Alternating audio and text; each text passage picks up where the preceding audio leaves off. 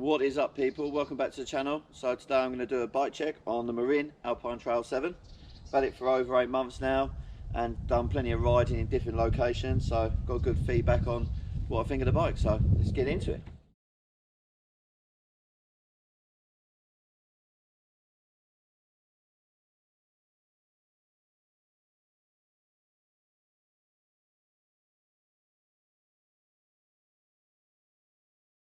Once I bought the bike, I rode it for around 2-3 months to start off with during lockdown, so real chill riding, nothing too taxing. But then I decided to switch out the tyres. I wasn't a big fan of what was on there originally.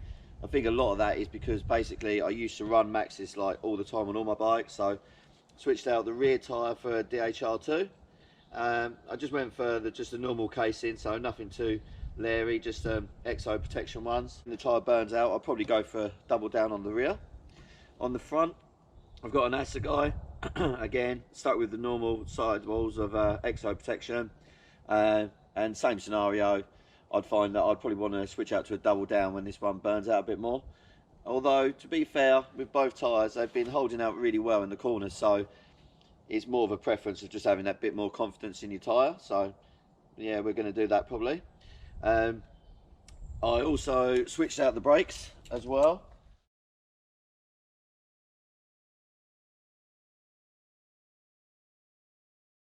The Tektros that come on it were really powerful, really impressive them, to be fair. But again, same scenario with like the tyres. I've run Hope brakes for such a long time that I just feel more comfortable riding stuff I've been using. So nothing wrong with the Tektros on there, they're really good brakes. But we switched them out to the Hope V4s, and I'm running the 203 rotors front and rear.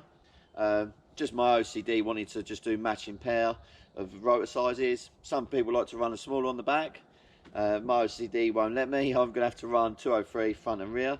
But as with Hope brakes, whether you buy the E4s or the V4s, they're all absolutely amazing. So yeah, can't recommend Hope brakes enough. Yeah, so other than that, we then also switched out the handlebars.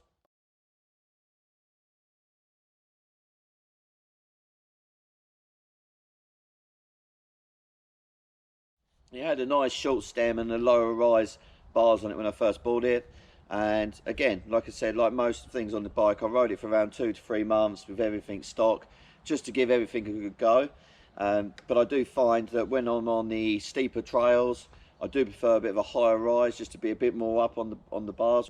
Switched over to Birdtech. Just there's loads of different brands out there. At the time, I quite like Birdtech stuff in the past, so I like their sweep on their angle of the bar. So yeah, we switched out bar and stem combo. Got a 30mm rise and a 35mm stem. So yeah, pretty happy with the cockpit setup. Looks pimp as. To be fair, I do actually prefer the Mark II stem with the big Birdtech plate on the front as opposed to the single ones, but they still look super trick. So switched out the saddle for an Ergon SM Enduro comp. So I went for the Chroma Flare or oil slick rails. I quite like it. I know it's not to everyone's cup of tea. A bit of blue on the bike as well. I thought it looked quite nice. So yeah, quite happy with that. And it's one of those saddles where I've literally just fitted it and not even thought about it. I've done long distance riding over like Surrey Hills and so on when we was allowed, and didn't even think twice about it. So yeah, really happy with the saddle. Recommend them. They are a bit pricey, but they are an amazing saddle. So yeah, I've just recently put the new Debonair 2021 dampener upgrade in my Yaris as well. So I stuck with the 160 travel, didn't go up to 170, stuck with the 160, and I'm going to do a few test rides on them, and I'm going to do a first impression video, so check that out as well. Plus I've done a little step-by-step guide on how to fit it as well, so if you're wanting to check that out, hit up my channel, and just let the dog walkers go by. But yeah, that's pretty much the bike check done. Didn't change an awful lot. I've found that when I've done a full strip down and rebuild, and my bottom bracket is on its way out big time, so I'm going to need to get that changed. Might upgrade the chain set as well to maybe a Shimano, just to start matching it in a bit more, because it's got an E13 cassette with a KMC chain, then a FSA Comet chain set, It's all a bit mismatchy. They do it to keep the pricing down, and to be fair, it can't be faulted. And had no problems with it at all. Still got the original chain on it. So basically, what I'll do is I'll get a new chain. I'll get an SLX chain to match that. When the cassette wears out, I'll probably go for a surround. It's got an XD driver 3-hub body on it, so we probably will have to go surround there. But that's cool. And I'll more likely buy a Shimano chain set, maybe a Shimano Dior, just to get it a bit matchy as well. So, cause I quite like that sort of thing. So yeah, we'll do that. One thing I will say I'm a little bit disappointed about the whole bike in general is the rear shock isn't all that. So when it was out of the box, it was amazing, felt really good. But after about 6 months of riding, it's starting to feel a little bit like wooden, I would say would be the word. So it doesn't feel as good as it did in support. So what I do now is I've gone up to 170 psi in the front foot, in the rear shock. I find by putting a little bit more air in it, it gives it a bit more support for over the chunder. So I'm pretty happy with that.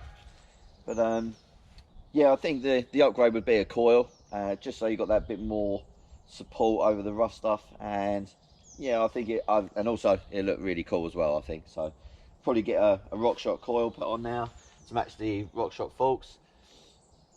On the forks, I'm running 80 psi, so might as well mention that. I do tend to float around a little bit in my forks, depending on what riding I'm doing. But yeah, so 80 psi's in at the moment, 170 on the rear, and yeah, so we'll go hit a few trails, shall we? Awesome. Hope you like the bike check. Sorry it took so long to do, but we've had a lot going on with lockdown and COVID and everything, and to get some decent riding in is far and few between at the moment. But yeah. Oh, one final thing, the Do It All pedal, the DMR Volts. I've had these pedals now for what, 4 years, and I call them the Triggers broom of pedals. Basically, you can change everything out on them. So you service them once or twice a year, depends how hard you ride, and they just keep on going. Bush road flat pedals, so they're a nice big platform. Super happy with them. But yeah, again, there's a little video on my page of how to do the service on them if you fancy doing that yourself. Really straightforward. But yeah, there's the bike check. Hope you enjoyed it, and please comment below if there's anything you want to know about the bike, my impressions of it and so on. And yeah, thanks for watching. Please like and subscribe. Peace.